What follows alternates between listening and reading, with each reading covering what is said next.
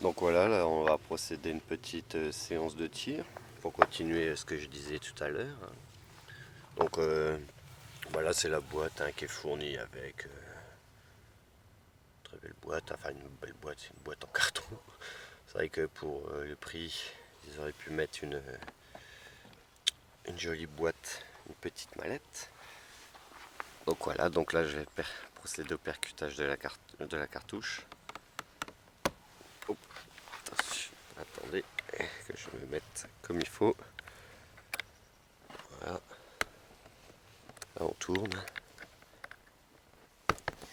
Voilà, quand on met la cartouche, on entend, voilà, on entend un léger bruit qui fait, comment dire, ça fait un pfiou, comme ça on sait que la cartouche est dedans. Et c'est pas un bruit de fuite, attention, hein, on entend vraiment bien que le gaz il rentre à l'intérieur et que tout se met sous pression.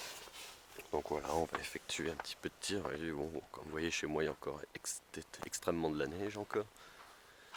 Voilà, une petite cible, 14 par 14, un classique comme une cible. Donc je vais me positionner à environ une dizaine de mètres.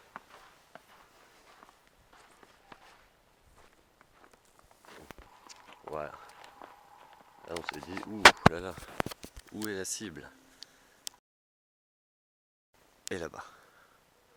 Je vais procéder au tir. Donc comme je vous disais, je préfère l'armement du chien manuel.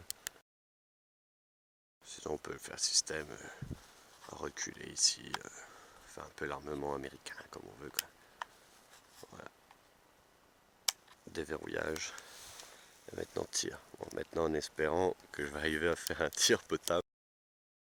Mais malheureux, ben là une main ce n'est pas évident, c'est comme je vous disais, il est extrêmement lourd. Donc rattrapage du jeu de queue de détente, alignement des organes de visée.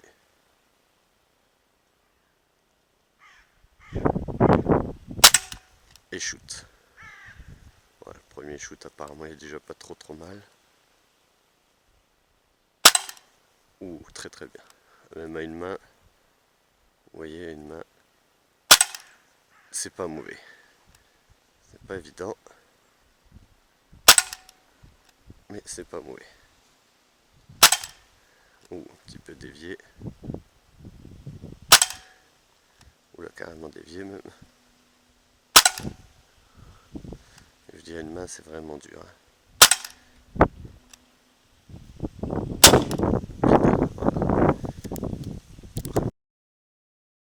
En tout déplacement, c'est vraiment le chien. Voilà. Le doigt en dehors de la queue de détente. Et maintenant, on va voir le résultat. Vous avez vu le premier tir, là, une main, c'est vraiment pas évident. Hein. Donc là, on peut constater tout est dedans. Hein. Et tout est dedans. Voilà, c'est pas un tir très groupé. Bon, à part deux là qui sont vraiment bien, mais je dis quand on le tient à deux mains, il n'y a pas de souci. On fait vraiment des très bons cartons. Dans le 5, le 6, c'est vraiment tir très groupé, il n'y a pas de souci. Hein. Par contre, un truc vraiment très important que je conseille, c'est vraiment la qualité des plombs. Ah, ça c'est extrêmement important, c'est les plombs. Avec des plombs pourris, le meilleur tireur il fera jamais rien de bon. Quoi. Mais avec des bons plombs, là, généralement moi j'utilise je marque RWS, ils sont très bons en qualité professionnelle sport, est vraiment parfaite. Voilà. Ah, petit rajout aussi que j'ai oublié, qui est quand même très important. Avec une sparklette, on tire en moyenne une dizaine de micro-barilles de 8 coups. Donc ça fait 80 coups, voire 90 coups. Vraiment très intéressant, économique. Il n'y a pas de souci. Les bons plombs, ceux-là de chez RWS, ils assurent une étanchéité parfaite. Donc il faut compter 80-90 coups avec une sparklette de 12 grammes. Voilà. Bon ben voilà, c'est tout. Allez, bonne journée.